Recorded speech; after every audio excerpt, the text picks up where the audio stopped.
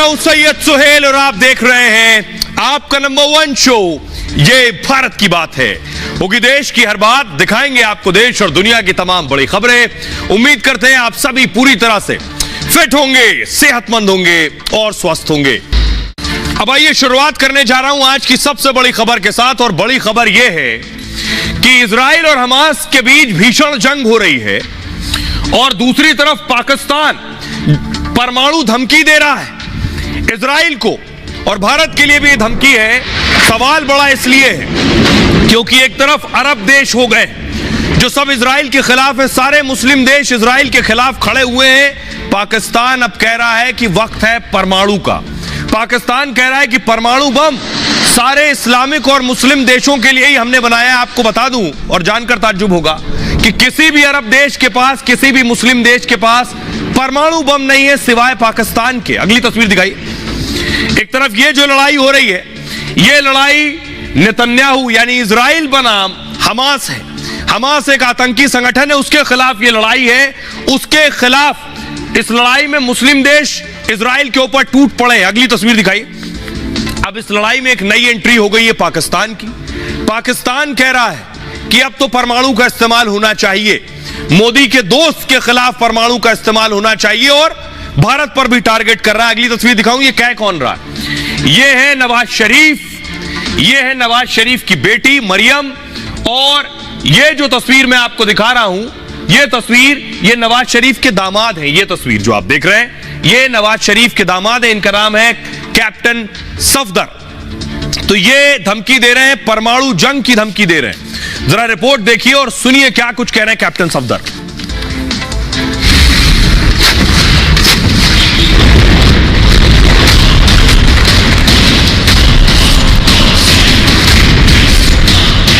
मोदी के यार नेतन्याहू आतंकियों से जंग लड़ रहे हैं और पड़ोसी पाकिस्तान सरेआम आतंकियों के साथ उतर आया है। मतलब इजराइल और हमास की जंग में पाकिस्तान भी कूद पड़ा है और परमाणु हथियारों की हेखुड़ी दिखा रहा है और मुसलमानों को भड़काने में लगा है। मैं आपको बावर करवा रहा हूं, पाकिस्तान के पास जो एटम बम है ये पाकिस्तान का नहीं है, ये उम्मत मुसलमान का है। इजराइल एक्शन हमास पर ले रहा है और पाकिस्तान इसे कार्रवाई मुसलमानों पर बता रहा है। जंग के बीच भारत के रुख और उसकी हैसियत से भी पाकिस्तान बौखलाया हुआ है। वो मोदी के सामने कुछ कर तो सकता नहीं, तो जिहाद के नाम पर उकसाने और परमाणु बम की धमकी देकर जंग की आग को बढ़ाने में लग गया है। इस वक्त टेंशन बहुत बड़ी हुई है। आप देख रहे हैं पूरी दुनिया और खासतौर पर अरब देश इजराइल पर टारगेट कर रहे हैं। दूसरी तरफ अरब देश के सामने कौन है? दूसरी तरफ खड़े हुए हैं पश्चिमी देश जो इजराइल के साथ है। तो अब ऐसे में पाकिस्तान क्या कह रहा है? कह रहा है हम परमाणु बम मार देंगे। नवाज शरीफ के आगे खड़े नवाज शरीफ के दामाद। नवाज शरीफ के दामाद ने इजराइल के विरोध में एक रैली की और पाकिस्तान से भारत इजराइल के खिलाफ जहर उगला है। कैप्टन सफदर ने पाकिस्तान के पेशावर में इस रैली को किया। इसमें मुस्लिमों को भारत और इजराइल के खिलाफ भड़काया है। सफदर ने भारत और इजराइल को परमाणु धमकी दी है। सफदर ने कहा पाकिस्तान का परमाणु बम हर मुस्लिम देश का परमाणु बम है। मुसलमानों जिहाद के लिए तैयार हो जाओ, ये कह रहे हैं कैप्टन सफदर। फिलिस्तीन के लोग आपकी ओर देख रहे हैं। गाजा के मुसलमानों को बताएं कि हम आपके साथ हैं। मुस्लिमों गजवाए हिंद के लिए भी तैयार हो जाओ। अगर मुस्लिम जिहाद नहीं करते हैं तो अपमान का इंतजार करता है, अपमान इंतजार करता है। यानी इनका कहने का मतलब है या तो जिहाद करो और नहीं करोगे तो फिर तुम्हारा अपमान होगा। ये कुछ नहीं कर रहे हैं फिर भी पूरी दुनिया में अपमान और जिल्लत झेल रहे हैं। मुसलमान जिहाद के लिए तैयार ना रहे तो जिल्लत झेलनी होगी। इजराइल एक्शन आतंकी संगठन हमास के खिलाफ कर रहा है, लेकिन सफदर जंग जैसे लोग इसे मुस्लिमों से जोड़कर उकसाने में लगे। वो इजराइल को मुस्लिमों का दुश्मन साबित करने में लगे हैं और जो इजराइल के साथ हैं उसे मुस्लिम विरोधी बता रहे हैं। ये करने के पीछे बहुत गहरी साजिश है। आपको बताऊं, दरअसल कोशिश ये है कि किस तरह से इस पूरी जंग को एक आतंकी संगठन के खिलाफ जो जंग है उसे मुसलमानों के खिलाफ जंग बना दिया जाए। नवाज शरीफ के दामाद कौन है, जरा देखिए। यह तस्वीर आप देख रहे हैं, सफदर पाकिस्तान के खैबर पख्तूनख्वा के रहने वाले हैं। सफदर अवान पाकिस्तान की सेना में कैप्टन भी रह चुका है, लेकिन उनकी पहचान नवाज शरीफ के दामाद के तौर पर होती है। सफदर की शादी 1992 में नवाज शरीफ की बेटी मरियम से हुई। इसके बाद वो पाकिस्तान की आर्मी छोड़कर पॉलिटिक्स में, राजनीति में आ गए। सफदर भी पत्नी मरियम की तरह पीएमएलएन पार्टी के इस वक्त नेता है, पाकिस्तान मुस्लिम लीग नवाज के नेता है, और 2008 से 2018 तक पाक नेशनल असेंबली के सदस्य भी रहे हैं। लंबे वक्त बाद नवाज लंदन से पाकिस्तान अब वापस लौट रहे हैं, यानी इनके ससुर। तो उनके स्वागत के लिए सफदर रैलियां कर रहे हैं, और ऐसी ही एक रैली में नवाज के दामाद ने यह जहर उगला है। सुनिए जरा कैप्टन सफदर को जो क्या कुछ कह रहे हैं परमाणु बम को लेकर। तो अगर जहाद के लिए तैयार ना रहे तो फिर जिल्लत का सामना है। जहाद के लिए तैयार हो, गज़वा इनके लिए तैयार हो कि जब कश्मीर के अंदर, मकबूजा कश्मीर के अंदर जुल्म हो रहा था, Nawaz Sharif leader of the opposition Neela Butt पे तकरीर कर रहे थे।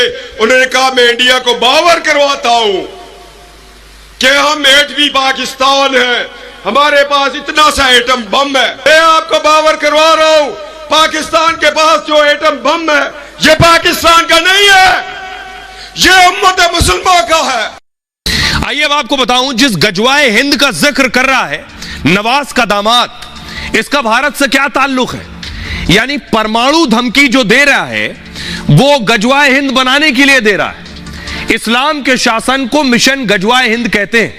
गजवाए हिंद में गजवा का मतलब युद्ध होता है, हिंद का मतलब हिंदुस्तान यानी भारत से है। भारत में भी इस्लामी शासन कायम करना गजवाए हिंद है।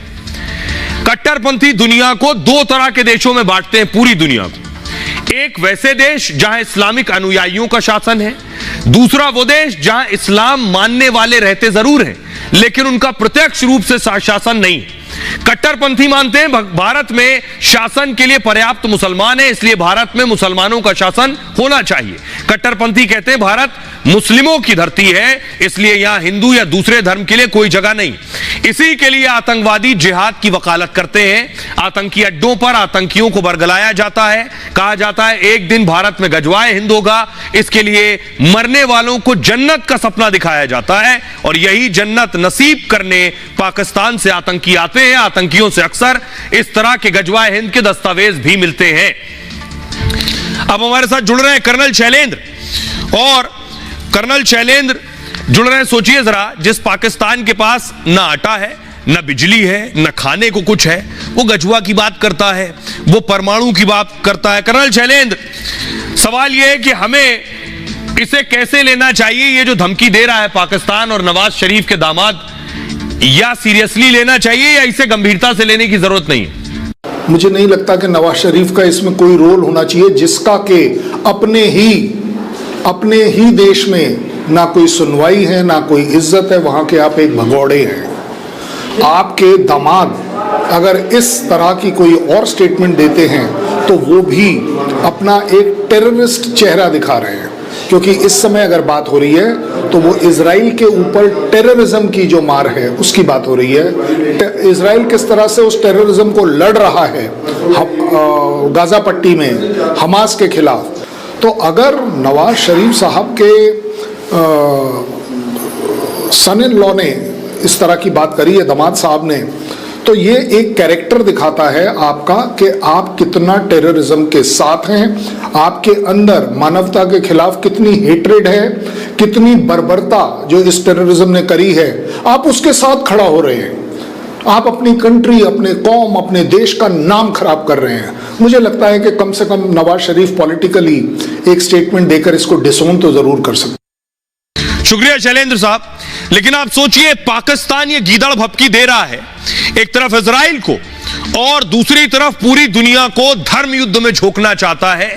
आतंक के खिलाफ युद्ध को धार्मिक शक्ल देने की कोशिश, यही कोशिश ईरान भी कर रहा है और यही कोशिश पाकिस्तान भी कर रहा है। लेकिन जरा देखिए, पाकिस्तान भारत के आगे कहीं नहीं ठहरता। ताकत देखिए दोनों मुल्कों की। भारत के पास 4,614 टैंक्स हैं, पाकिस्तान के पास 3,742 टैंक्स हैं। लड़ाकू विमान भारत के पास 58, पाकिस्तान के पास 36 हैं। एयरक्राफ्ट यानी युद्धपोत भारत के पास 2, पाकिस्तान के पास 1 भी नहीं। पनडुब्बियां भारत के पास 18 हैं, पाकिस्तान के पास 9 पनडुब्बी। एक्टिव सैनिक भारत के पास 14,50,000, 14.5 लाख है और पाकिस्तान के पास 6,54,000। मिलिट्री पैरामिलिट्री फोर्स 25,27,000 भारत के पास है और सिर्फ 5 लाख पाकिस्तान के पास है। परमाणु हथियार 156 भारत के पास है, 165 पाकिस्तान के पास। एयरक्राफ्ट 2,210 भारत के पास है और 1,413 पाकिस्तान के पास है। फाइटर एयरक्राफ्ट 577 भारत की ताकत है और 363 पाकिस्तान की। हेलीकॉप्टर 803 भारत के पास है, 322 पाकिस्तान के पास है। नौसेना का बेड़ा जो है 295 भारत के पास है और 114 पाकिस्तान के पास है। यह है दोनों देशों की ताकत। इससे अब आप समझ सकते हैं कि कहां ठहरता है पाकिस्तान, कोई तुलना ही नहीं। लेकिन सुनिए जरा, ये जो सोच है कि पाकिस्तान के पास परमाणु हथियार, ये बात मैं क्यों कह रहा हूं, जितने भी मुस्लिम देश हैं उनमें से ज्यादातर अरब देश हैं जो तेल पर ही निर्भर रहे, केवल ऐश में ही लगे रहे, खुद न कभी विज्ञान के साथ जुड़े, न तरक्की की, न विकसित, न विज्ञान, न कोई हथियार बना पाया आज तक। इकलौता पाकिस्तान जैसा बिगड़ा मुल्क है जिसके पास परमाणु हथियार है। इसलिए पाकिस्तान उस परमाणु हथियार को सारे मुस्लिम देशों के साथ जोड़ता है और यह सोच पाकिस्तान में अंदर तक है। पाकिस्तान की एक पूर्व एमएलए को मैं आपको सुनवाना चाह रहा हूं जिनका नाम है सरवत फातिमा। उन्होंने विधानसभा में इसी परमाणु की बात को कहा था। पाकिस्तान अल्हम्दुलिल्लाह एक एटमी ताकत है। ये एटम बम दिखाने के लिए नहीं रखे गए हैं। ये एटम बम मुसलमानों और पाकिस्तान की दिफा के लिए रखा गया है। हम वजीर आजम से मुतालबा करते हैं कि इसराइल को वाज़ेह पैगाम दें कि फलस्तीन पर जुल्म और सितम को खत्म करके अपना कब्जा खत्म करें, वरना हम इसराइल को दुनिया के नक्शे से मिटा देंगे। ये 2021 का बयान सुना रहा हूं मैं इनका। 2021 में भी ये इजराइल को मिटा रहे थे और हर बार ये इजराइल को मिटाने के मकसद से ही उस पर टूट पड़ते हैं, लेकिन हर बार हार जाते हैं क्योंकि नीयत साफ नहीं। आइए अब आपको बताते हैं, पाकिस्तान ऐसे ही कोशिश भारत को हराने की करता है। भारत की दोस्ती इजराइल से भी है, पुतिन से भी है, अमेरिका से भी ऐसे ही दोस्ती है, क्योंकि हिंदुस्तान के लिए पहले मुल्क है अपना, मुल्क के इंटरेस्ट हैं, भारत के इंटरेस्ट और इंटरेस्ट के हिसाब से हमारे सब दोस्त हैं, कोई दुश्मन नहीं। पहली बात। अगली तस्वीर दिखाऊं, लेकिन पाकिस्तान जैसे देश दोस्त बनने लायक नहीं। ये आप देख रहे हैं S-400 जो एयर डिफेंस सिस्टम पुतिन से लिया है भारत ने, जो बॉर्डर पर तैनात है। पाकिस्तान की तरफ से कोई हरकत हो तो ये आसमान में गिरा देगी। अगली तस्वीर दिखाऊं जरा, इसका एक डेमो देखिए। ये देख रहे हैं, ये मिसाइल डिफेंस सिस्टम, ऊपर गया रॉकेट। पाकिस्तान ने अगर कोई हरकत की है तो आसमान में ही पाकिस्तान के दुश्मन के हथियार को ढेर करने की ताकत रखता है। भारत ने अब ये ले लिया है तो पाकिस्तान डरा हुआ है। डर में पाकिस्तान क्या कर रहा है, अगली तस्वीर दिखाई जरा। पाकिस्तान ने एक मिसाइल लॉन्च की है, इस S-400 जो मैंने आपको दिखाया, उसकी काट के लिए ये मिसाइल दागी पाकिस्तान ने कि भारत के पास S-400 है, हम एक मिसाइल बनाए जो उनका S-400 को गिरा दे। अब बना तो ली मिसाइल, परमाणु की धमकी दे रहे थे, लेकिन हैसियत देखिए, ये मिसाइल फुस हो गई। अगली तस्वीर दिखाई, ये देखिए, ये खेत में पड़ी है। अब आप अंदाजा लगाइए, भारत को हराने के लिए बातें कर रहे हैं, S-400 गिराने की बात कर रहे हैं, अपनी मिसाइल गिर गई खेत में। यह है पाकिस्तान की स्थिति। अब मैं आपको बताऊं कि आखिर दरअसल, अगली तस्वीर एक और तस्वीर है, अगली तस्वीर दिखाई, देख रहे हैं, ये वो मिसाइल है जो टेस्ट की गई है। इसका नाम है अबाबील मिसाइल, और ये आकर खेत में गिर गई। ये भी फ्लॉप शो हो गया है। यानी जो मकसद था भारत को हराना, भारत के सामने काउंटर खड़ा करना, लेकिन उसमें फेल हो गए। देखिए इसकी टेस्टिंग कहां हुई थी, ये देख रहे हैं आप। इसकी टेस्टिंग इस्लामाबाद जो राजधानी है उससे दूर बलूचिस्तान है, बलूचिस्तान के डेरा बुगती में इस मिसाइल का टेस्ट हुआ और डेरा बुगती में ही यह मिसाइल गिर गई। यह हालत है इसकी। अब आपको दिखाता हूं मैं कि आखिर यह मिसाइल कैसे खेत में जा गिरी है। देखिए मिसाइल की हालत, ये देख रहे हैं, मिसाइल कहां गिर गई और उसके बाद ऐसे ही हाल हो गया है। कि नेताओं के और आर्मी चीफ के खुद के मुंह काले हो गए। S-400 को चकमा देने के लिए पाकिस्तान ने नया प्लान बनाया था। वो अबाबील मिसाइल को अपडेट कर उसका टेस्ट कर रहा था, गुपचुप तरीके से अबाबील मिसाइल का परीक्षण कर रहा था, जिसमें पाक फौज के कई अधिकारी, वैज्ञानिक, इंजीनियर भी थे। लॉन्च होते ही पाकिस्तान के कार्यवाहक पीएम, राष्ट्रपति सब खुश हो गए, तालियां बजाने लगे कि लॉन्च हो गई, भारत के लिए काट ढूंढ लिए। लेकिन थोड़ी देर में ही पाक की मिसाइल बलूचिस्तान में गिर गई। मिसाइल का मलबा खेत में गिरा और लोग दहशत में आ गए। मतलब पाकिस्तान का मिसाइल प्लान सुपर फ्लॉप साबित हुआ। पाक की अबाबील मिसाइल की मारक क्षमता 2200 किलोमीटर, और इसका पहला परीक्षण पाक ने 2017 में किया। पाक का दावा है कि यह परमाणु बम भी ले जा सकती है और अबाबील मिसाइल दुश्मन के रडार को छका सकती है। लेकिन पाकिस्तान ने अब तक इस मिसाइल को तैनात नहीं किया, और जिस तरह से फेल हुई है उससे पाक की साजिश दम तोड़ गई है। लोग पाकिस्तान के विज्ञान और तकनीक पर भी सवाल उठाने लगे हैं। सोचिए, सोच क्या थी, लेकिन कहां रुक गए पाकिस्तान की ये मिसाइल। अब इन्हें डर किस बात का है? इन्हें डर है भारत के S-400 से। अब ये S-400 की ताकत देखिए जरा। कोशिश थी कि S-400 को हम गिरा देंगे, इसकी काट खोज लेते हैं। यह है S-400। भारत के मिसाइल डिफेंस सिस्टम से पाकिस्तान खौफ में है। भारत के S-400 डिफेंस सिस्टम का तोड़ खोजने में लगा हुआ है, क्योंकि उसे पता है कि S-400 भारत का अचूक सुरक्षा कवच है, जो दुश्मन के हमले को हवा में खत्म करने की काबिलियत रखता है। यानी दुश्मन के लड़ाकू विमान, हेलीकॉप्टर, UAV को नष्ट कर देता है। S-400 की मिसाइलें हवा से भी तेज रफ्तार से जवाब देने में सक्षम है। ये 400 किलोमीटर दूरी और 30 किलोमीटर ऊंचाई तक लक्ष्य भेद सकता है। मतलब दिल्ली से लॉन्च हुआ तो लाहौर में दुश्मन को मिटा देगा, अमृतसर से लॉन्च हुआ तो इस्लामाबाद में दुश्मन को ढेर कर देगा। मतलब पूरा पाकिस्तान ही S-400 की रेंज में आता है। पाकिस्तान से हिमाकत हुई तो उसे वहीं खत्म कर सकता है। भारत को सुरक्षा में माहिर यह बड़ा हथियार रूस से मिला है। और हमारे साथ मेजर जनरल संजय सोई साहब जुड़ रहे हैं। संजय सोई साहब, मेरा सवाल यह है कि पाक की जो धमकी है, इसको लेकर हमें टेंशन लेनी चाहिए? उनका जो S-400 के लिए अबाबील बनाया था वो फ्लॉप हो गया। एक तो पाकिस्तान जो अबाबील मिसाइल का जो प्रशिक्षण कर रहा था, ये खास तौर से भारत के जो एंटी एयर डिफेंस सिस्टम है उसको बीट करने के लिए ये इसके अंदर क्षमता है कि उनको बीट करने की कोशिश कर सकते हैं, चाहे वो S-400 हो। दूसरा, इसके अंदर एक जब मिसाइल जाती है तो उससे कई सारे वॉरहेड निकलते हैं जो कई जगह पे एक साथ अटैक कर सकते हैं। मिसाइल लेके उसमें से कई सारे रॉकेट निकलते हैं, और ये कोशिश तकरीबन 2200 किलोमीटर की इसकी रेंज है जिसके ट्रायल हो रहे हैं। लेकिन जैसा कि हम जानते हैं कि पाकिस्तान के ट्रायल किस प्रकार से होते हैं और किसकी इसको मदद मिल रही है, ये फेल होना ये दिखाता है कि अभी ये इसमें वो काफ़ी दूर हैं। अभी इतना समय, इनको काफ़ी समय लगेगा कि अगर ये मिसाइल जब तक इनके यहाँ ऑपरेशनल हो जाए। शुक्रिया सोई साहब। अब एक बात कि पाकिस्तान बेशक मिसाइलें बनाता हो, अब इसको इस तरह से समझिए कि पाकिस्तान को भारत से डर रहता है, बहुत डरता है, घबराता है, इसलिए पटाखे बनाता है। लेकिन पटाखे उसी के आंगन में फूट जाते हैं। उसी तरह की एक मिसाइल बनाई थी, शाहीन मिसाइल। शाहीन 3 मिसाइल पिछले दिनों फ्लॉप हो गई। अगली तस्वीर दिखाई जरा, ये आप देख रहे हैं। उसके बाद हड़कंप मचा, पाकिस्तान में भगदड़ मच गई। पाकिस्तान ने इसको स्वीकारा नहीं। कोई भी देश जिसकी मिसाइल फ्लॉप हो गई हो, गिर गई हो, ऐसे ही फट गई हो, वो मानेगा ही नहीं कि ऐसा कुछ हुआ। ये भगदड़ जो मची है उस इलाके में, ये वो तस्वीर मैं आपको दिखा रहा हूं। अब मैं आपको बताऊं, पाकिस्तान के साथ इस तरह की एम्बैरेसमेंट, इस तरह की फजीयत कई बार कई मौकों पर हो चुकी है। पूरे कई सालों की लिस्ट में आपको दिखाने जा रहा हूं जब जब इनकी मिसाइलें फुस हो गई हैं। ये जंग लड़ने की बात करते हैं। देखिए जरा, 2023 में सिंध में शाहीन 3 का मिसाइल परीक्षण फेल हो गया। 2022 में सिंध के जमशोरो में अज्ञात पाकिस्तानी मिसाइल गिर गई। 2020 में बाबर 2 मिसाइल बलूचिस्तान से परीक्षण फेल हो गया। उसके पहले देखिए जरा, 2019 में शाहीन 3 मिसाइल में लॉन्चिंग के दौरान खराबी आ गई। 2017 में नियंत्रण प्रणाली में खराबी से अबाबील का टेस्ट नाकाम हो गया।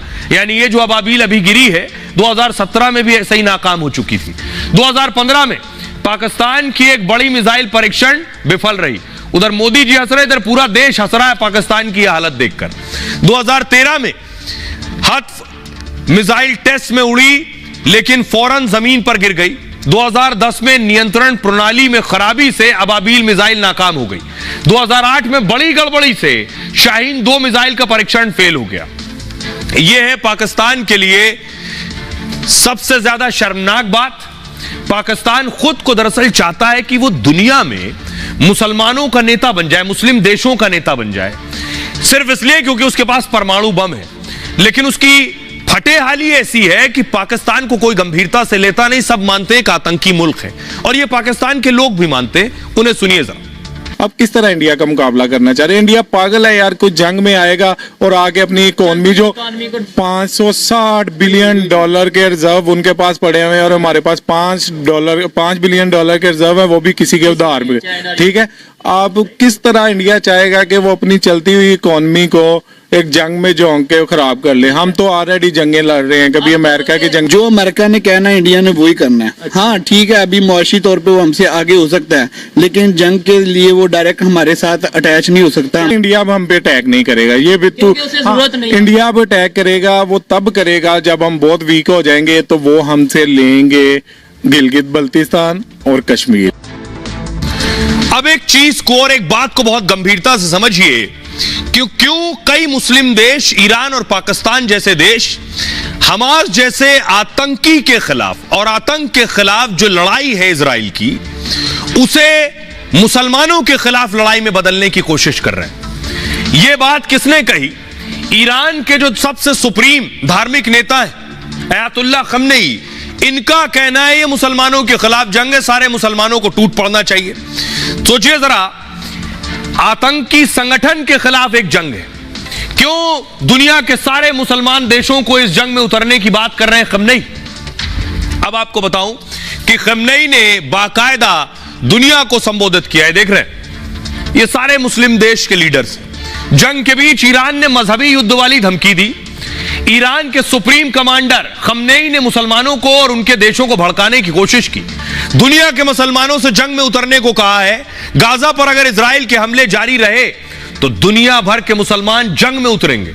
अगर गाजा में इजरायली हमले नहीं रुके तो कोई भी दुनिया भर के मुसलमानों को रोक नहीं पाएगा। ईरान की सेना को रोकना मुश्किल हो जाएगा। हमास पर हमले को ईरान ने मुस्लिम वर्ल्ड से जोड़ दिया है, इसका कोई लेना देना नहीं है। हमास ने जो किया, 1400 इजरायलियों को मारा, वो एक आतंकी घटना थी। ये हर शख्स मानने को तैयार है और हर इंसान मानेगा जिसके अंदर इंसानियत है। लेकिन इसे कैसे मुसलमानों की जंग से जोड़ रहे हैं खमनेई? हमास के आतंकी हमलों की ईरान ने निंदा नहीं की अब तक। आप सोचिए, हमास के समर्थन में ईरान के नेताओं ने लगातार बयान दिए। इजराइल पर हमास के हमलों का ईरान ने जश्न मनाया था। ईरान के राष्ट्रपति ने हमले को हमास की जीत बताया। ईरान के राष्ट्रपति ने हमले को कहा कि ये किसकी जीत है? हमास की जीत है। हमास की निंदा नहीं की। इजराइल पर हमले को फिलिस्तीन का जिहाद बताया। गाजा में अस्पताल हमले को लेकर धमकी भी दी। इजराइल ने इस्लामी दुनिया बदला लेगी ये भी कहा इजराइल से, और इजराइल के युद्ध अपराधों का बदला लिया जाएगा। अस्पताल पर हमले के साथ इजराइल का अंत शुरू हो गया है। फिलिस्तीनियों का एक एक कतरा खून इजराइल को उसकी बर्बादी के करीब ले जाएगा। अब सोचिए, जानबूझकर खमनेई इस पूरी बातचीत और बहस को मुसलमान बनाम पूरी दुनिया के साथ जोड़ रहे हैं, जिससे मुसलमानों को भड़काया जा सके। कोई भी इंसानियत की पैरवी करने वाला शख्स या देश हमास के इस आतंकी हमले को, जो हमास ने इजराइल में अंजाम दिया है, उसे सही नहीं ठहरा सकता है। और हमास एक तरफ है और फिलिस्तीन दूसरी तरफ है। यानी जो लोग हमास के साथ खड़े हैं वो आतंकियों के साथ खड़े हैं, जो फिलिस्तीन के साथ खड़े हैं वो इंसानियत के साथ खड़े हैं। आपने सुना होगा, बाइडेन ने भी कहा हमास अलग है और फिलिस्तीन अलग है। फिलिस्तीन अलग है और हमास अलग है, दोनों को जोड़कर नहीं देखा जा सकता। लेकिन इसी बहाने खमनेई जैसे नेता इसे मुसलमानों के खिलाफ जंग में तब्दील कर रहे हैं। जरा सुनिए खमनेई को। اعتراضشون این بوده که چرا فلسطینی ها غیر نظامی ها رو کشتن. اولا این حرف خلاف واقعه. अब मैं आपको बताऊं कि आखिर इस जंग में अमेरिका ने भी एक्शन लिया है ईरान के ऊपर, क्योंकि ईरान जिस सख्ती और तलखी के साथ इजराइल और अमेरिका पर अटैक कर रहा है। अब क्या कुछ किया है अमेरिका ने? जंग के बीच ईरान अमेरिका में टेंशन बढ़ गई है। अमेरिका ने ईरान पर नए प्रतिबंध लगाए। ईरान के बैलिस्टिक मिसाइल कार्यक्रम को लेकर बैन, ईरान के ड्रोन प्लान को टारगेट करने के लिए बैन, इजराइल को ईरान के खतरे से बचाने के लिए प्रतिबंध। अमेरिकी विदेश मंत्री एंटनी ब्लिंकन ने ऐलान किया कि बाइडेन के इजराइल दौरे के ठीक बाद यह बैन लगा है। पिछले महीने यूरोपीय देशों ने भी बैन बरकरार रखा था। ब्रिटेन, फ्रांस और जर्मनी का ईरान पर प्रतिबंध जारी है। मिसाइल और परमाणु प्रतिबंध बरकरार रखने का फैसला किया गया है। समझौते का पालन नहीं करने पर यह बैन लगाया गया था। ओआईसी की बैठक में ईरान ने इजराइल के बॉयकॉट की मांग की। इजरायली राजदूतों का ओआईसी के देश निष्कासित करें, ईरान का कहना है। इजराइल पर तेल प्रतिबंध लगाने की भी मांग की गई है। अब मैं आपको दिखाता हूं कि इजराइल ने क्या किया है। इसे समझने के लिए आपको जरा कुछ साल पीछे चलना पड़ेगा। ये जो मैं आपको दिखा रहा हूं, क्यों दुनिया के देश आखिर खड़े हो गए हैं आकर इजराइल के साथ। ऋषि सुनक को आप देख रहे हैं, ब्रिटेन के पीएम इजराइल पहुंचे हैं, लेकिन इनसे पहले अगली तस्वीर दिखाई, इनसे पहले आप देख रहे हैं बाइडेन पहुंचे थे, नेतन्याहू से मिले थे। ये ऋषि सुनक नेतन्याहू से मिले। अमेरिका और पश्चिमी देश इजराइल के साथ क्यों खड़े हैं? क्योंकि दूसरी तरफ कौन है आप देखिए, उधर हमास के साथ सारे अरब देश खड़े हो गए, तो पश्चिमी देशों को इजराइल के साथ खड़े होना पड़ रहा है। यह जो ध्रुवीकरण है यह बहुत कुछ कहता है, लेकिन किसके खिलाफ लड़ाई हो रही है? तस्वीर मैं आपको दिखाऊंगा, अगली तस्वीर दिखाई। यह तस्वीर आपने जरूर देखी होगी, जरूर आपको याद होगी। वर्ल्ड ट्रेड सेंटर पर अमेरिका में अटैक हुआ था।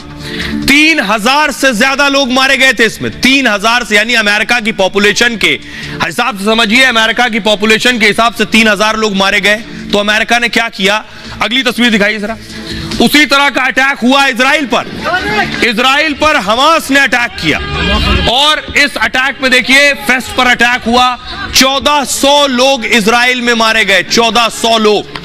कुल जनसंख्या लगभग इजरायलियों की 60 लाख 70 लाख है, उसमें 1400 मार दिए गए। तो वही गुस्सा जो अमेरिका को था, वही गुस्सा इजराइल के लिए भी। अगली तस्वीर दिखाई। अमेरिका ने क्या किया उसके बाद? अमेरिका ने युद्ध छेड़ा अफगानिस्तान में। अफगानिस्तान में उतरा अमेरिका और आतंकियों को मारा। आतंकियों को मारा और जो आका था उसे मारा। अगली तस्वीर दिखाई। ओसामा बिन लादेन टारगेट था, क्योंकि वर्ल्ड ट्रेड सेंटर पर अटैक में ओसामा का रोल था। ओसामा को अमेरिका ने मारकर ही दम लिया। अब इजराइल क्या करना चाहता है? अगली तस्वीर दिखाई। इजराइल अब हमास के आतंकियों को ढूंढ ढूंढ के मार रहा है, उनके खिलाफ ऑपरेशन चला रहा है। अगली तस्वीर दिखाई। और उसका मकसद क्या है? हमास को मारना, जैसे अमेरिका ने ओसामा को मारा, दैफ को मारना जो आका है हमास का, और सनेवर को मारना। इन सब को मारना ये इजराइल का मकसद है। इजराइल का मकसद बेगुनाह फिलिस्तीनियों को मारना नहीं है, यह बात साफ है। यह जरूर है, जैसे अफगानिस्तान में ऑपरेशन चला तो वहां भी लोगों की जानें गई जब अमेरिका ने ऑपरेशन चलाया, उसी तरह इजरायली ऑपरेशन में भी आम लोगों की जानें जा रही हैं, जिस तरह इजराइल के 1400 लोगों की जानें गई। अगली तस्वीर दिखाई। लेकिन इस बीच एक और नया एंगल आ गया है। ये जो आप हथियार देख रहे हैं, ये हथियार बरामद किए गए हैं हमास से, और इन हथियार में खास चीज ये जो आप देख रहे हैं, रेड टेप लगे हुए हैं। इसका कनेक्शन किससे निकला है? अगली तस्वीर दिखाई। इसका कनेक्शन किम जोंग उन से निकला है। आरोप लग रहे हैं कि ये हथियार किम जोंग उन ने सप्लाई किए, और इस आरोप से हड़कंप मच गया है कि ये हमास और इजराइल की जंग के पीछे क्या दुनिया के बड़े बड़े प्लेयर्स मौजूद हैं। ये रिपोर्ट देखिए।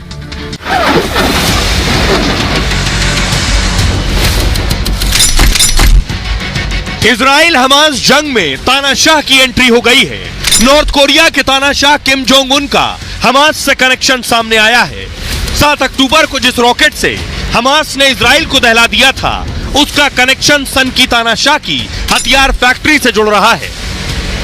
रूस यूक्रेन जंग में चोरी छिपे हथियारों की डील के बाद अब किम जोंग एक और युद्ध के मैदान में हथियारों से तबाही मचा रहा है। आतंकियों के वीडियो और जब्त हथियारों से किम जोंग की भूमिका नजर आ रही है। किम जोंग के साथ ही इस जंग में कई और छिपे किरदार हैं। एक एक किरदार का चेहरा दुनिया के सामने आ रहा है। अब मैं आपको बताऊं, ये किम जोंग उन जो है दुनिया के कई देशों में हथियार सप्लाई करता है। कौन कौन से वो देश हैं जिन्हें किम जोंग उन हथियार पहुंचा रहा है, इसमें सीरिया शामिल है, इराक शामिल है, लेबनान शामिल है। लेबनान में हथियार जा रहे हैं, यानी हिजबुल्लाह को हथियार भी किम जोंग उन दे रहा है। गाजा पट्टी तक हथियार जा रहे हैं हमास को, यानी उत्तर कोरिया ही गाजा पट्टी में हमास तक हथियार पहुंचा रहा है। लेकिन किम की एंट्री ने एक तरफ से टेंशन और बढ़ा दी है, यानी किम जोंग उन किसके नजदीक है? हमास के, यानी हमास के पास और बड़े हथियार हो सकते हैं, इससे इनकार नहीं किया जा सकता। इजराइल और हमास की जंग के बीच किम की एंट्री से दहशत है। दावा है हमास के पास उत्तर कोरिया के हथियार हैं। किम के हथियारों से ही हमास इजराइल पर हमला कर रहा है। हमास के आतंकियों से इजराइल ने हथियार बरामद किए। इन हथियारों के उत्तर कोरिया के होने का दावा किया जा रहा है। हमास ने लड़ाकों की ट्रेनिंग की तस्वीरें साझा भी की थी, जिसमें रॉकेट, प्रोपेल्ड ग्रेनेड और लॉन्चर के साथ हमास के आतंकी दिखे। इन हथियारों के वॉर हेड पर अगर आप देखिए एक लाल रंग की पट्टी नजर आ रही है। ये जो लाल पट्टी है, दावा किया जा रहा है ये लाल पट्टी F7 जैसी दिख रही है। मतलब हमास जिन हथियारों से लड़ रहा है वो उत्तर कोरिया यानी किम के दिए हुए हथियार हैं। दक्षिण कोरिया के ज्वाइंट चीफ ऑफ स्टाफ ने दावा किया है, कहा है कि उत्तर कोरिया ने रॉकेट के साथ ही सेल्फ लोड राइफल भी दिए हैं। हालांकि उत्तर कोरिया ने इन दावों को खारिज कर दिया है। इजराइल ने भी नॉर्थ कोरिया के हथियार होने का दावा किया है। दावा है कि उत्तर कोरिया अवैध तरीके से हथियार बेच रहा है, दुनिया भर के आतंकी संगठनों को हथियार सप्लाई कर रहा है। आईसिस से लेकर हमास तक किम के हथियार चला रहे हैं और हमास के आतंकी F7 रॉकेट, प्रोपेल्ड ग्रेनेड चला रहे हैं। इस हथियार से बख्तरबंद वाहनों पर हमला किया जाता है, लेकिन अब आतंकी इससे सैन्य ठिकाने तबाह कर रहे हैं। दावा यह है कि इजराइल में इसी हथियार से हमला हो रहा है। यह है तैयारी। आइए हमारे साथ जुड़ रहे हैं कर्नल दिनेश नयन साहब, जिनसे सवाल यह है और सभी के जहन में होगा। सर, सवाल यह है कि इस जंग के पीछे अब तो पता चला किम जोंग उन भी है, क्या बहुत से ऐसे चेहरे हैं जो पीछे बैक स्टेज प्ले कर रहे हैं? इजराइल की इंटेलिजेंस एजेंसीज ने एक ऐसा वीडियो सामने लाया जिसके अंदर हमास के आतंकवादी सेल्फ प्रोपेल्ड रॉकेट जो ग्रेनेड्स हैं या रॉकेट सिस्टम है उसके साथ में ट्रेनिंग कर रहे थे, और उसके ऊपर एक लाल रंग की पट्टी थी जो कि नॉर्थ कोरिया के जो F7 रॉकेट्स हैं बिल्कुल हुबहू थी। साथ ही साथ जितने भी कलपुर्जे 7 अक्टूबर को जो अटैक किया गया इजराइल के पास, उन हथियारों के कलपुर्जे इन इंटेलिजेंस एजेंसीज को मिले, उन सब पे मेड इन कोरिया लिखा मिला। जो सेल्फ लोडिंग राइफल्स ये आतंकवादी लेकर के इजराइल में घुसे थे वो भी मेड इन नॉर्थ कोरिया है। यह दर्शाता है कि शायद नॉर्थ कोरिया का तानाशाह चीन के कहने पर हमास को यह सब सप्लाई कर रहा था, जिससे कि चीन ना सिर्फ ईरान की मदद कर रहा था इजराइल के खिलाफ, बल्कि नॉर्थ कोरिया, चीन और ईरान जिनका एक कॉमन एनिमी है अमेरिका, तो वो इजराइल के माध्यम से अमेरिका के ऊपर चोट करने की कोशिश की जा रही थी। बहुत बहुत शुक्रिया दिनेश नयन साहब। अब मैं आपको बताऊं ये जो पीछे के किरदार हैं उनके बारे में आपको बताता हूं, बड़ा दिलचस्प है। कौन कौन है जो हमास इजराइल की जंग में पीछे से बड़ा गेम खेल रहा है, उन चेहरों को देखिए जरा और पहचानने की कोशिश करिए। एक एक चेहरे के बारे में मैं आपको बताऊंगा। शुरुआत करता हूं किम जोंग से। आरोप लग रहा है किम जोंग ने हथियार दिए, किम जोंग ने हमास को हथियार दिए। किम जोंग के अलावा हमास के फेवर में कौन बोल रहा है अब तक? किम जोंग के पीछे दूसरा नाम कौन है? ईरान। यानी हमास के पीछे बोलने वाला दूसरा देश कौन सा है? ईरान। हमास को ट्रेनिंग देने का आरोप किस पे लग रहा है? ईरान। यानी दो किरदार साफ हो गए, किम जोंग और ईरान। अब आइए तीसरा किरदार कौन है? जिनपिंग अब तक हमास के खिलाफ कुछ नहीं बोले। जिनपिंग और अमेरिका की यारी कैसी है आपको पता है। जिनपिंग रूस के नजदीकी है, यानी पुतिन के करीबी है। दूसरी तरफ चौथे किरदार पुतिन है, और पुतिन भी अब तक हमास के खिलाफ नहीं बोले हैं। पुतिन और अमेरिका की दुश्मनी है, चीन और अमेरिका की दुश्मनी है, और अंदर देखिए अमेरिका और इजराइल की दोस्ती है। यानी अमेरिका का जो भी दोस्त होगा वो इन चारों का दुश्मन होगा। यही है पीछे से जो किरदार प्ले कर रहे हैं। इसमें बहुत बड़ा रोल है कि कैसे एक नया ग्रुप बनाया जाए दुनिया में, जिसमें अरब देश कम से कम ईरान, चीन और रूस के साथ आकर खड़े हो जाएं, क्योंकि वो अब तक अमेरिका की तरफ झुके रहे हैं। अब आपको दिखाऊं कि आखिर चीन का प्लान अरब क्या है। चीन अरब देशों को अपनी तरफ चाहता है। अरब देश, उनका तेल, ये सब अमेरिका के नजदीक रहा है हमेशा। क्या ये पूरी बाजी पलटने के लिए हमास इजराइल की जंग प्लान की गई? जंग के बीच चीन मौके की तलाश में। अमेरिका और अरब देशों में टकराव बढ़ रहा है। अमेरिका के इजराइल के समर्थन से ये देश नाराज है। जॉर्डन, मिस्र और फिलिस्तीन ने बाइडेन के साथ बैठक रद्द कर दी। सऊदी अरब में अमेरिकी विदेश मंत्री की बेइज्जती की गई। सऊदी प्रिंस ने ब्लिंकन को घंटों इंतजार करवाया। वैसे आपको बताऊं, एंटनी ब्लिंकन जो है ये खुद मजहब से यहूदी अरब खड़ा है फिलिस्तीन के साथ। चीन के साथ ही रूस ने इजराइल का साथ दिया है। हमास के खिलाफ चीन और रूस ने कुछ भी नहीं बोला। मिडिल ईस्ट में अमेरिका का दबदबा चीन को पसंद नहीं। सऊदी अरब और यूएई के साथ अमेरिका के बेहतर संबंध है। चीन ने मिडिल ईस्ट में दखल देना शुरू कर दिया। चीन ने सबसे पहले ईरान से अपने रिश्ते ठीक किए। ईरान और अमेरिका में तनातनी का चीन ने फायदा उठाया। चीन ने ही ईरान की सऊदी अरब से दोस्ती करवाई। चीन की मध्यस्थता के बाद दोनों देशों के रिश्ते अच्छे दौर में। इजरायली हमलों पर ईरान और सऊदी अरब में बात हुई। चीन इस्लामिक वर्ल्ड में नया लीडर तैयार करने का सोच रहा है खुद को। गाजा के मुद्दे पर ईरान लगातार बयानबाजी कर रहा है। ईरान इस्लामिक वर्ल्ड को लीड करने की कोशिश कर रहा है और चीन पीछे से बैक कर रहा है। अस्पताल पे हमले को लेकर ईरान को मौका मिल गया। G20 में मिडिल ईस्ट कॉरिडोर बनाने का फैसला हुआ था, आपको याद होगा, जो भारत में हुआ। इस कॉरिडोर में यूएई और सऊदी अरब शामिल है। इससे चीन के one belt one road project को झटका लगता है। चीन को जंग के इस हालात में अब मौका दिख रहा है। एक और कॉरिडोर है जो पुतिन और ईरान का है। ये वाले कॉरिडोर से चीन को भी झटका था और पुतिन को भी झटका था। आइए सुनिए क्या कुछ कह रहे हैं नेतन्याहू और Joe Biden. This is our darkest hour. It's the world's darkest hour. We need to stand together and we want to win. That means that this is a long war and we'll need your continual support. We have to release the hostages. You have nationals.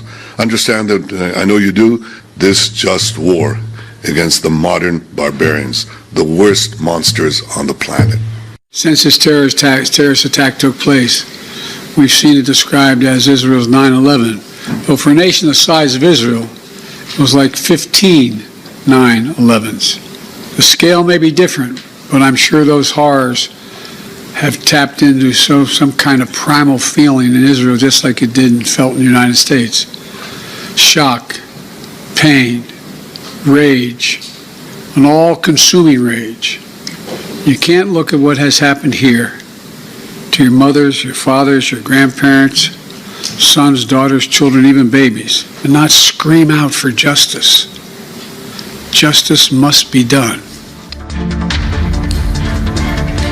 और आइए बात करने जा रहे हैं जो बात Biden को कहती सुनी आपने कि इजराइल के लिए ये 9/11 जैसा अटैक था, लेकिन ये लड़ाई दरअसल थोड़ी पुरानी है। आप देखिए, एक तरफ बाइडेन और पुतिन आमने सामने हैं इस इजराइल जंग के दौरान। सामने बेशक बाइडेन नजर आ रहे हैं, लेकिन पुतिन क्या बड़ा रोल प्ले कर रहे हैं, ये मैं क्यों कह रहा हूं। अमेरिका अपनी फौज भेजने की तैयारी कर रहा है इजराइल में। अमेरिका से मदद मांगी है इजराइल ने और अब ये फौज पहुंचेगी इजराइल। लेकिन दूसरी तरफ पुतिन ने क्या किया, अगली तस्वीर दिखाई। पुतिन ने किंजल मिसाइल तैनात कर दी है। क्या एक और प्रॉक्सी वॉर हो रहा है, जैसा आपने वॉर यूक्रेन में देखा कि लड़ रहे थे अमेरिका और पुतिन, जैसे आपने वियतनाम वॉर में देखा, क्या वैसे ही इजराइल और गाजा बने हैं जंग का मैदान और लड़ रहे हैं पुतिन चीन वर्सेस अमेरिका। हमास इजराइल जंग में पुतिन भी एक्शन में आ गए। काला सागर में रूसी फाइटर जेट की तैनाती होगी। पुतिन ने 2 फाइटर जेट तैनात करने का आदेश दे दिया है। अमेरिकी एयरक्राफ्ट कैरियर की तैनाती के बाद पुतिन ने यह आदेश दिया है कि MiG-31 फाइटर जेट काला सागर में पेट्रोलिंग करके हाइपरसोनिक किंजल मिसाइलों से लैस हैं। ये फाइटर जेट काला सागर पर 24 घंटे गश्त करने के आदेश दिए गए हैं। इजराइल हमास जंग के बीच ये ऑर्डर दिया गया है। इससे अमेरिका रूस में तनाव और बढ़ना तय। रूस यूक्रेन जंग के बीच दोनों देशों के रिश्ते बेहद खराब हैं। चीन में मीडिया से बात करते हुए पुतिन ने यह ऐलान किया। अमेरिका ने यूक्रेन को लंबी दूरी की मिसाइल भेजी है। पुतिन इस जंग से अमेरिका से बेहद नाराज है। पुतिन अमेरिका की मध्य पूर्व नीति पर सवाल उठा चुके हैं। भूमध्य सागर में अमेरिकी युद्धपोत की तैनाती से भी नाराज है। मिग 31 दुनिया का दूसरा सबसे तेज फाइटर विमान है। रूस ने अमेरिकी विमान YF-12 को रोकने के लिए इसे बनाया था और इस 2 सीटों वाले विमान में रडार सिस्टम काफी बेहतर है और पलक झपकते ही दुश्मनों को खाक करने की ताकत भी रखता है। वहीं आपको किंजल मिसाइल के बारे में बताऊं, किंजल मिसाइल की रेंज 1500 से 2000 किलोमीटर तक है। मिसाइल की स्पीड 12000 किलोमीटर प्रति घंटे की है और यह दुनिया के किसी भी एयर डिफेंस सिस्टम को चकमा दे सकती है। रडार पर इसे पकड़ना काफी मुश्किल है। इसे हवा से भी लॉन्च किया जा सकता है। यूक्रेन में अंडरग्राउंड वेयरहाउस को किंजल मिसाइल ने उड़ाया था। लेकिन दूसरी तरफ मैं आपको बताऊं कि इजराइल आतंकी ढेर कर रहा है गाजा के अंदर। तस्वीर दिखाइए, ये जो तस्वीरें मैं आपको दिखा रहा हूं, ये तस्वीरें बताई जा रही हैं कि जो आतंकी हमास के हैं उन्हें ढेर किया गया। अगली तस्वीर दिखाइए जरा। ये जो तस्वीर आप देख रहे हैं, ये एक कमांडर है जिसे ढेर किया गया है। अगली तस्वीर दिखाइए। और ये दूसरा कमांडर है जिसे इजराइल ने ढेर किया है। इन्हें मारने के लिए खास बम का इस्तेमाल किया जा रहा है। उस बम का नाम है स्मार्ट बॉम्ब। ये जो आप देख रहे हैं, ये स्मार्ट बॉम्ब्स हैं, इनका इस्तेमाल किया जा रहा है इजराइल की तरफ से। बताया जा रहा है ये जो बम है ये अमेरिका के हैं। अमेरिका ने ये बम इजराइल को दिए जिसका इस्तेमाल वो कर रहा है। अगली तस्वीर दिखाई, किस तरह से काम करता है देख रहे हैं। ये स्मार्ट बम सीधे जाकर हिट करता है ज्यादा शोर मचाए बिना। स्मार्ट बम आखिर कैसे मिले ये मैं आपको दिखाने जा रहा हूं। ये देख रहे हैं, ये स्मार्ट बॉम्ब आपको नजर आ रहे हैं। इजराइल और हमास में बारूदी जंग चल रही है और दावा यह है कि अस्पताल में पर स्मार्ट बम से अटैक किया गया। इजरायली फौज ने स्मार्ट बम गाजा पर दागा था। इस हमले में 500 फिलिस्तीनियों की मौत हुई थी। हालांकि मौत के आंकड़े पर भी सवाल उठ रहे हैं, लेकिन कहा जा रहा है कि अमेरिका ने यह स्मार्ट बम दिए हैं नेतन्याहू को। 7 अक्टूबर को हमास के अटैक के बाद इसकी डिलीवरी हुई है। अमेरिकी कंपनी ने स्मार्ट बम इजराइल पहुंचाए थे और 1000 छोटे स्मार्ट बम इजराइल पहुंचाए गए थे। हालांकि इजराइल के पास अपने भी स्मार्ट बम हैं। इजराइल की कंपनी स्पाइस बम बनाती है और स्पाइस बम भी स्मार्ट बम की कैटेगरी में ही आते हैं। स्मार्ट बम को गाइडेड बम भी कहा जाता है। बम बड़ी सटीकता से दुश्मन पर हमला करते हैं। ये हवा से जमीन पर गिराए जाने वाला बम होता है और एक खास टारगेट को नष्ट करना इसका मकसद होता है। स्मार्ट बम से अटैक में आसपास नुकसान कम होता है। कंट्रोल और गाइडेड सिस्टम से लैस होता है स्मार्ट बम। कुछ में छोटे रॉकेट मोटर्स भी बम में फिट किए जाते हैं। ये रॉकेट मोटर स्मार्ट बम की रेंज को और बढ़ा देते हैं। साथ ही रॉकेट मोटर फ्लाइट कंट्रोल में भी मदद करता है। ऊंचाई से गिरने पर यह बम अपना रास्ता नहीं भटकता है, यानी अचूक निशाना है इसका। गाजा में अस्पताल पर इसी बम से अटैक का आरोप लग रहा है। अब मैं आपको तस्वीर दिखाऊं कि जिस लीडर को मारा गया है, जो लीडर अब तक मारे जा चुके हैं। फुल स्क्रीन लीजिए जरा इस तस्वीर को।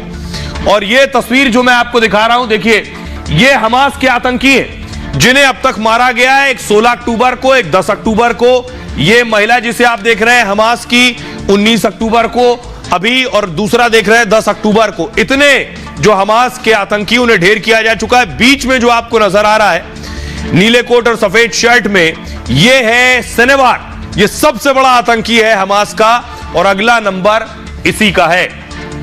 हमारे सहयोगी गुरसिमरन इजराइल में है, वहां के क्या हालात हैं गाजा पट्टी के, जरा उनकी रिपोर्ट देखिए। हम एक ऐसी लोकेशन में मौजूद हैं जहां आयरन डोम सिस्टम है और मैं विजय सुरेंद्र शाह से कहूंगा कि आपको आयरन डोम सिस्टम दिखाएं। ये वही सिस्टम है जिससे दुश्मन को पूरी तरह से निस्त नाबूद किया जा सकता है। इसकी खासियत यह है कि ये 70 किलोमीटर दूर से आती भी मिसाइल को इंटरसेप्ट कर सकता है और उसे इंटरसेप्ट करने के बाद इसकी तरफ से एक 3 मीटर यानी कि 10 फीट लंबा 15 इंच चौड़ा एक रॉकेट, जिसकी वजन की बात की जाए तो 10 किलोग्राम होता है, उसे छोड़ा जाता है। पूरे इजराइल की अगर बात की जाए तो पूरे इजराइल में इस तरह की 10 बैटरीज लगाई गई हैं। हर एक बैटरी बैटरी में 2 से 3 लॉन्चर होते हैं, इसमें आप 2 लॉन्चर देख सकते हैं, और यही बैटरीज जो हैं पूरे इजराइल को सुरक्षित रखे हुए हैं। 2011 में पहली बार इस आयरन डोम सिस्टम का इस्तेमाल किया गया था और उसके बाद से लगातार इसका इस्तेमाल हमास के हमलों के खिलाफ लगातार इजरायली सेना कर रही है, और ये इतना कारगर है कि 95 से 96% जो रॉकेट हमास की तरफ से आगे जाते हैं उनका मुकाबला हमास की ये आयरन डोम सिस्टम कर देता है। और इस तरह से ये तैयारी है कि दुश्मन को पूरी तरह से जवाब दिया जाए। तो आप गुरसिमरन की रिपोर्ट देख रहे थे। खबरों में आगे बढ़ते हैं। आज की एक और बड़ी खबर है, गाजा में जंग, भारत में सियासी बमबारी हो रही। प्रधानमंत्री नरेंद्र मोदी इस वक्त निशाने पर हैं विरोधियों के। विरोधी कह रहे हैं कि भारत की पॉलिसी थी कि फिलिस्तीन की तरफ खड़े हो, लेकिन मोदी इजराइल की तरफ खड़े हैं। मोदी इजराइल की तरफ जरूर खड़े हैं, लेकिन हमास के विरोध में खड़े हैं, फिलिस्तीन के विरोध में नहीं खड़े हैं। यह तस्वीर बिल्कुल क्लियर होनी चाहिए। हमास और फिलिस्तीन अलग अलग हैं। विरोधी गलती कर रहे हैं कि वो फिलिस्तीन के नाम पर हमास के साथ खड़े हो जा रहे हैं। अगली तस्वीर दिखाई। शरद पवार ने यही हमला प्रधानमंत्री नरेंद्र मोदी पर किया है, सुनिए जरा।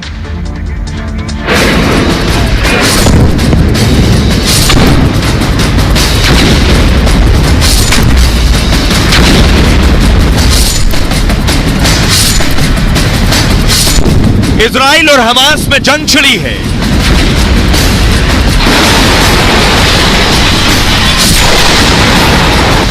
दुनिया तीसरे विश्व युद्ध के मुहाने पर खड़ी है।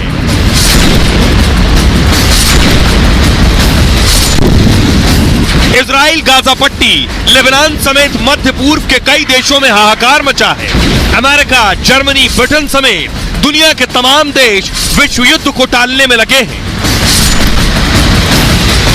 इधर हिंदुस्तान में इजराइल हमास युद्ध पर वोट बैंक की पॉलिटिक्स शुरू हो गई है।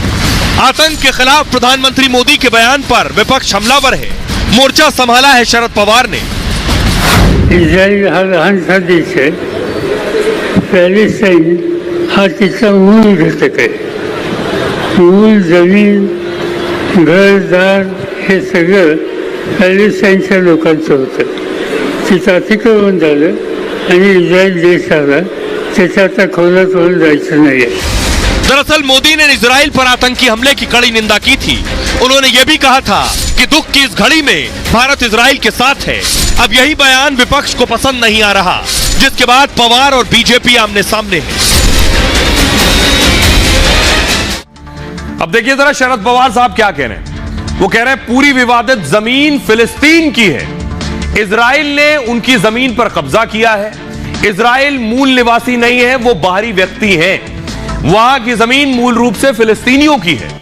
एनसीपी हमेशा फिलिस्तीनियों के साथ खड़ी है। फिलिस्तीन ही इजराइल के मूल निवासी हैं। भारत हमेशा फिलिस्तीन के साथ खड़ा रहा है। फिलिस्तीन पर दशकों तक भारत का यही रुख रहा है। भारत ने कभी किसी और का समर्थन नहीं किया है। नेहरू से लेकर वाजपेयी तक सब फिलिस्तीन के साथ थे।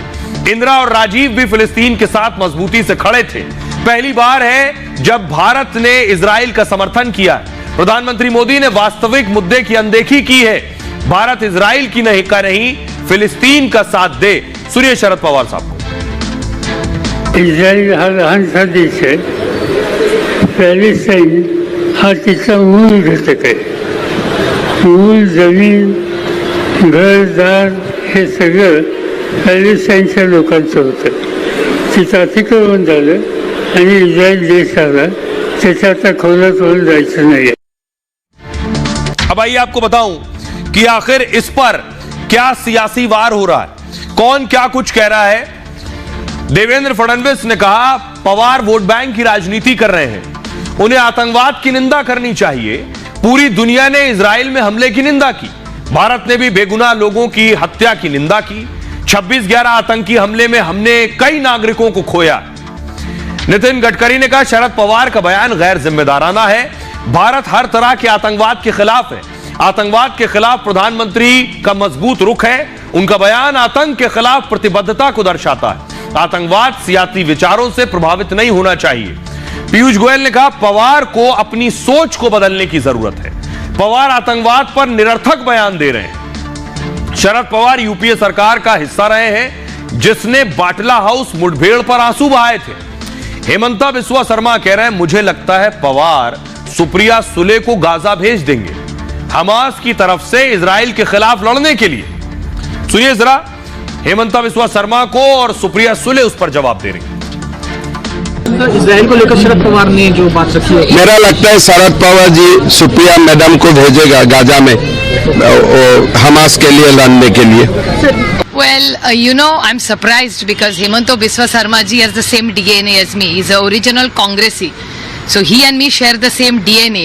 After going to the BJP, you know how disrespectful they are about women. So I'm not surprised, but I had hope from Hemanta Biswa Sarma ji because we share the same Congress DNA. So I'm surprised how this change has happened towards women, and the approach is to please hear carefully what Mr. Pawar has said. Hear his entire statement. ये सियासी लड़ाई देश में हो रही है प्रधानमंत्री नरेंद्र मोदी को टारगेट करने के लिए। ये तस्वीर मैं आपको दिखा रहा हूं जो अस्पताल पर हमला हुआ गाजा में। इस हमले के बाद प्रधानमंत्री नरेंद्र मोदी ने फिलिस्तीन के राष्ट्रपति को फोन किया। जैसे इजराइल पर हमला हुआ था, नेतन्याहू को फोन किया था, नेतन्याहू से बात की थी, उसी तरह गाजा पर हमला हुआ तो फिलिस्तीन के राष्ट्रपति से बात की। देखिए मोदी ने फिलिस्तीनी राष्ट्रपति महमूद अब्बास से बात की।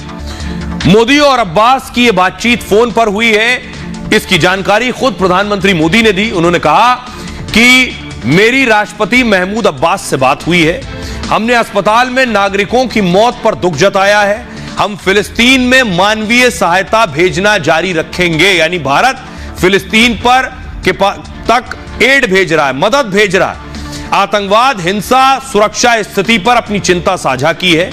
हमने इस मुद्दे पर भारत की सैद्धांतिक स्थिति को दोहराया है। इससे पहले प्रधानमंत्री मोदी ने अस्पताल में मौत पर भी दुख जताया था। अल अहली अस्पताल में मौत पर संवेदना व्यक्त की थी। उसी वक्त उन्होंने सोशल मीडिया प्लेटफॉर्म एक्स पर लिखा था, अस्पताल में मौत के गुनाहगारों को सजा की बात की थी।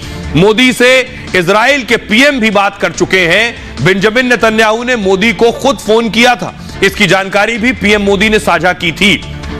सुनिए जरा सियासतदान क्या कह रहे हैं। विपक्षी नेता शरद पवार समेत सबके सब पैलेस्टीन के पक्ष में खड़े देखते हैं, कोई बुराई नहीं है, परंतु हमास के खिलाफ एक शब्द नहीं बोलते। तो देखता है कि उनका हमास के प्रति कितना प्रेम है, आतंकी संगठनों के प्रति कितना प्रेम है। और गाजा पट्टी की पूरी जो है वो हमास के द्वारा चलाई जाती है, उनका शासन है वहां पर। तो अगर जिनको बहुत ज्यादा आतंकी संगठनों से प्रेम दिख रहा है तो अपने प्रियजनों को गाजा पट्टी भेज देना चाहिए। समय लगेगा कि किस प्रकार का व्यवहार वहां महिलाओं के साथ किया जाता है और किस प्रकार का दुष्कर्म महिलाओं के साथ किए जाते हैं, समय लग जाएगा। मेरी जानकारी है, मुझे लगता है एक्सटर्नल अफेयर मिनिस्ट्री ने पैलेस्टीन के बारे में भी कुछ बयान किया है। वो पहले वो देखे तो मुझे लगता है उनको समझ में आएगा कि उनकी सरकार क्या निर्णय कर रही है। जो शरद पवार जी ने बयान दिया है वो अटल बिहारी वाजपेयी जी के बयान को ही दोहराया है। इजराइल को फिलिस्तीन की जमीन वापस करनी पड़ेगी। दीनदयाल उपाध्याय जी ने भी कहा था कि आंख मूंद करके इजराइल का समर्थन नहीं करना चाहिए भारत को। बहरहाल ये भारत की बात है, मैं इतना ही। आप अपना और अपनों का बहुत बहुत ख्याल रखिए। रुक रहे हैं एक छोटे से क्विक हील ब्रेक के लिए।